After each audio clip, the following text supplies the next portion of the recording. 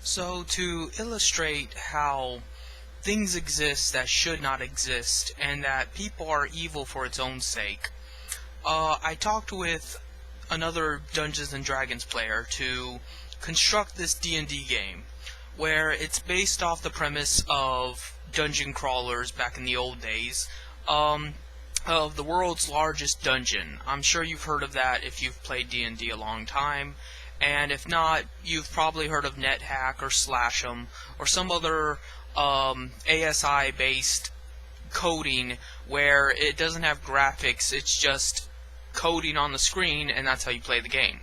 So, essentially, it's a MMO experience where you just delve into the dungeon after dungeon, level after level, finding keys, solving puzzles, battling monsters, without any sort of in-depth role-playing, only that I think there should be in-depth role-playing, but for a different reason.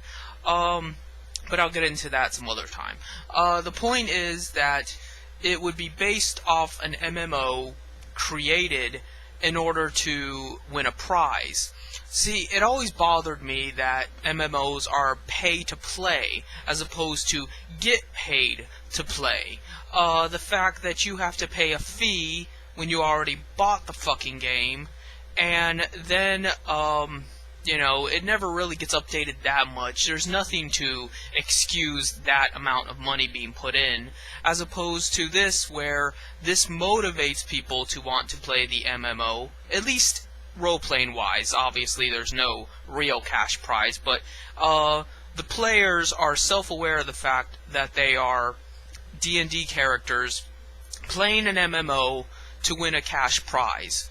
That this game has a lottery system where people win and they win a cash prize. So that's the incentive, and it explains why you're doing all of this, and illustrates how we could have video gaming nowadays at this very moment, but we don't. The fact that, as much money as, say, Blizzard makes in World of Warcraft, or what LucasArts is making right now in Star Wars MMO of Knights of the Old Republic, but meanwhile they're not doing that. They don't have to pay everybody to play, but the fact that they're making constant money fluctuating and they never return it. As much profit as they're making, they could make a lottery system where one lucky player once a month or something wins a $200,000 grand prize, and they would still make plenty of money, and at the same time it would entice players to keep playing and to invest in playing the game because they're playing the MMO anyway, so they may as well get the chance to win a prize cash reward for it. In other words, combining the MMO experience with the lottery. And at least one person is getting something back out of it. At least the company is doing something to give back to the players, because God knows they're not doing it now. And as well, since there's money involved, and I have deeper conspiracies in mind for the game where people's lives are involved too, but I don't want to get into that right now, that would make sense as to why they are punishing hackers, cheaters, and trolls. Because this is business. This is actually involving people's finances, because, if they cheat, they obviously are giving themselves an unfair advantage to win this MMO lottery. But that's not how the gaming institution is now, so why are we punishing people ever? Even cheaters and hackers, let's say. I don't endorse cheating and hacking. I think it sucks the fun out of a game. I think it just exists to aggravate players. Unless, of course, everybody's cheating and hacking, and then, of course, it's fun in its own right, in a different environment, and taking an old game and doing something new with it. But let's say, for the sake of argument, that these people are just cheating and hacking to bother other players, give themselves an unfair advantage to win, and, that sort of thing. So why would you need to punish that now if you're making your money anyway? That doesn't make any sense. So, essentially, we're taking the same evils as we have now, but giving them a justification.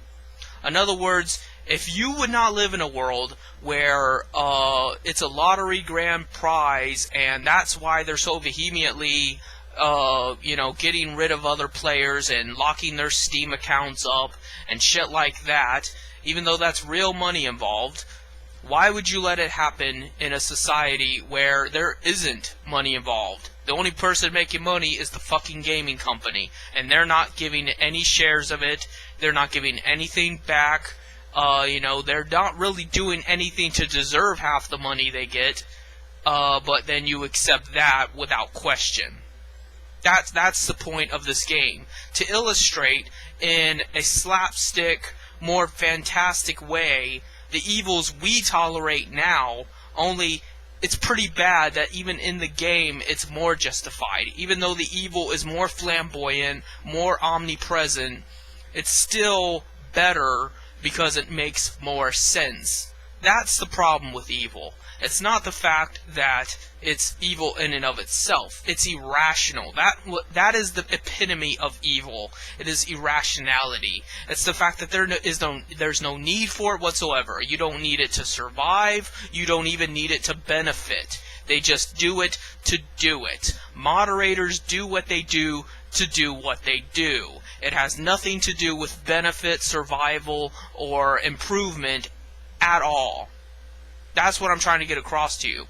And if it takes a Dungeons & Dragons game to prove that, and to show these people a simulated world, much like our own, but still even better because of the fact that there is incentives and enticements in it, then what does that say about our lives? And we don't have to put up with that. We could have a world like that, where at the very least evil makes sense. And we could have that right now if we wanted to. So you think about that.